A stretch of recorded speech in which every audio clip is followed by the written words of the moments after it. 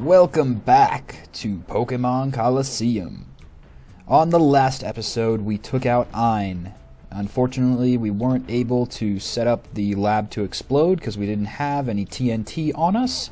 So maybe Bit, the guy who just emailed us last episode, has a bit of information about where to get some proper explosives, maybe some C4.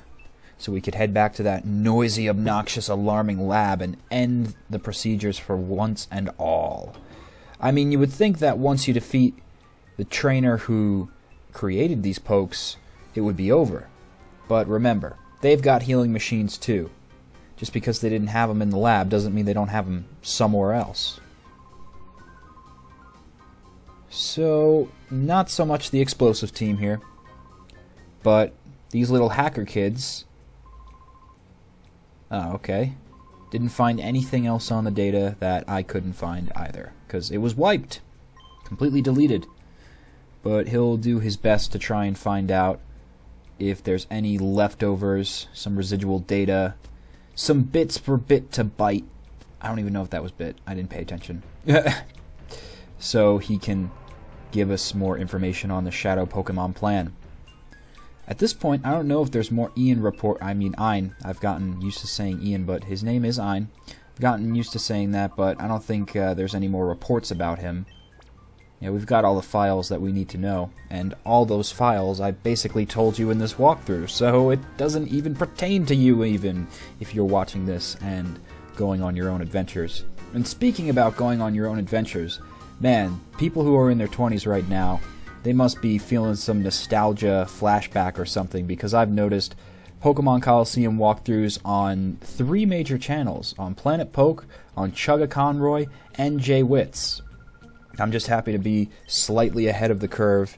I don't know when everybody started theirs, but I know Chugga's and Planet Poke's was somewhat recent. So today we're going into the Coliseums to grind. Psych! We're not going to that Coliseum because I got my ass handed to me. So to cut down on that failure, we'll just go back to Phoenix City. Okay, yeah, hi, little kid who's waving. Useless. And we're going to go back to normal speed battles because that's all we're going to do today is Coliseum matchups. This is the first time battling here, isn't it? Yeah, every other time we had too many shadow pokes on our side and they wouldn't let us access, I shouldn't say that. Chi wouldn't let us access the gate because she thought, what if others could see what I see? Well, really, Chi, I don't think that's a problem, because in the Ein reports, it was only you that was mentioned. It wasn't a whole roving gang of semi-pokey psychics that could see the shadow aura around everyone. So, yeah, I wish you would have just let us got the experience and de-shadowtization earlier, but that's a part of the game that is frustrating. Experience is sparse. And if you're looking for maybe a more effective way of training, you might want to consider going to Mount Battle.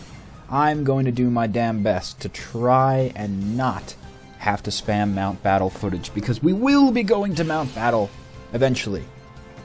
But for the time being, we'll check out the Colosseums. What I encountered in the Unders Coliseum, and yeah, eventually we'll head back there too, hold on to your britches, was level 50 and above. It's ridiculous!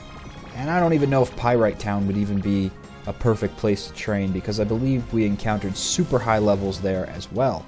So even though we've got fully evolved pokes, we're left to fiddle with these basic ones that aren't even a little bit involved. And since they're not that it's not too involved to take them out is what really I'm saying, you're not going to get that much experience points. That's the bummer. So the game subjects you to torment of level caps that are really kind of confusing. I don't know why at this point, when we took on all 3 of the shadow leaders, Ein, Ein, Dacum, and Mirror B, and Venus. You know, why would we not be able to go into the tournament with comparable levels? It's just an odd decision for Nintendo to make.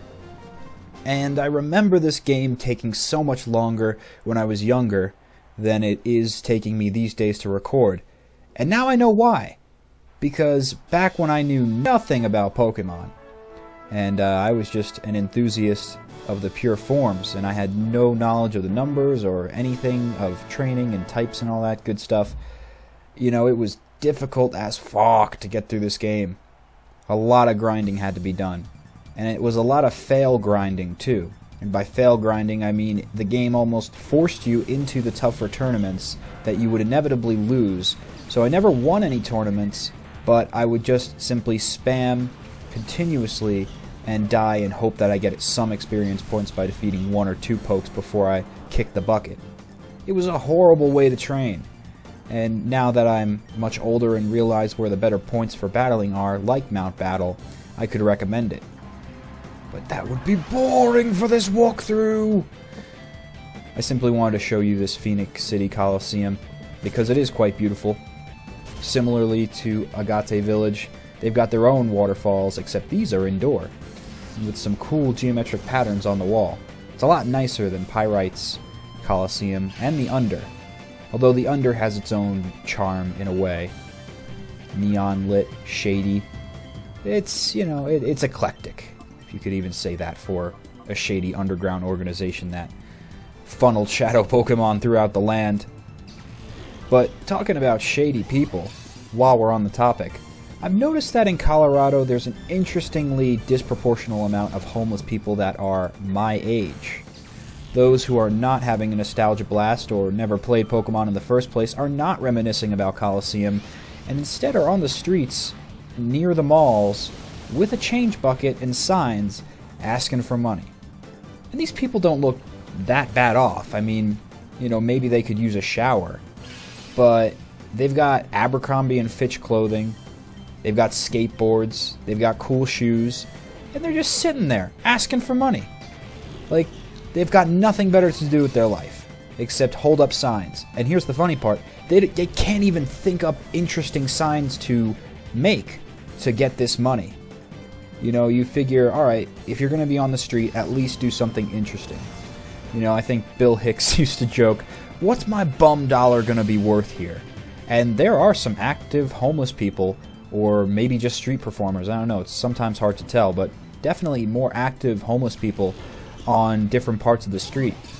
I found a dude who was playing a harp, one that was playing a didgeridoo, like that gigantic Australian wooden pipe, just playing it in the middle of the street. And that was badass. There was one homeless dude who was really inventive, and he had a set of drums that he made out of old construction buckets flipped over, and somehow he managed to find a cymbal from somewhere, and he went ahead and made his own one-person band in the street. Now that guy, I would give my bum dollar to, but the guys that were in the Abercrombie and Fitch skateboard, oh, look at me, I'm helpless on the street, come on, man, you gotta give me money, you gotta help, times are tough. Yeah, fuck you, times are tough for everyone. These dimwits held up signs that literally said, blah, blah, blah, blah, something. Literally, those are the words, that's it. Couldn't even think of a catchy phrase to put on his cardboard sign. You know, he's not doing any kind of performing. He's just shaking his change bucket at you and holding up a sign, hoping that you'll drop something into that cup. That's it. And then there was another guy, a little bit more inventive, but he really didn't think this one through, especially with that pretty little white boy face that hasn't really had any adversity. Because these people look like almost fake homeless people. It's weird. It's very strange here. I don't know why. Like in Jersey, yeah, I guess we had homeless people, but you didn't really see them on the street. You'd see them more in the cities, if anything. But they were down and out homeless people. I mean, they were battered and bruised and could have been in a war, or just lived their whole life on the street and never really had access to a shower or a warm place to eat and things like that. But these dudes are fine. They look absolutely fine. Nothing's wrong with them. They're wearing puka beads and they, like I said, if you have a fucking skateboard, you should not be on the street. Where did you get the skateboard for, alright? Pawn that shit off before you start asking other people for money. But this one dude had a sign up that said, hit me for $1. Alright, that's great if you're walking by and some little girl says, "I want to slap that man, Mommy." Alright, great. Go give the man $1 and go slap him in the face for being a silly bitch. But the problem comes when a giant muscular dude who maybe got dumped, perhaps, by his girlfriend comes by, and he's pissed and he's raging, and he sees a perfect opportunity to knock some dude out without having to instigate anything with the police. I think a broken face is a bit more expensive than $1. I don't know. Those are my calculations, you know. I went to the hospital once. I fractured my nose for being whacked in the face by the surfboard, but that was covered by insurance. If not, that would have been a couple of $100 just for the fucking x-ray, and all they gave me was aspirin. So to make it $1, dude, that's really not worth it. You're overestimating people's kindness and abilities to punch and or smack you in the face. But it's an interesting cast of people out here in Colorado. Very, very different. Very different from Jersey. They're a lot more calm. Things don't seem as fast-paced. And you could actually drive on the roads without having a coronary every 2 seconds, because there's people gliding over from the left lane all the way onto the right exit because they were asleep at the wheel and realized, oh, I gotta go this way now. So it's a lot more calm. And the thing I like the best, speaking of transportation, is you can get around here fairly simply by bike, and just bike. They have the buses that run on the different shopping streets, but the bike paths, they go all the way up into the mountains. And then there's this one path that I followed that went into a bike park. So if you know what the BMX X Games are, with the humps and the big side walls that you got to pedal into with momentum to kind of go horizontally up the wall, that kind of thing was just randomly sitting out in Colorado. Which, I didn't know this before I came here, but it's actually like a desert. There's prairie dogs. There's patch rats. Amazing. There's a whole pack of pat rats out in the field. And they've all got their little burrows, and as soon as you get close to them, they scatter and start making funny squeaking noises. They're like, oh my god, someone's going to eat us.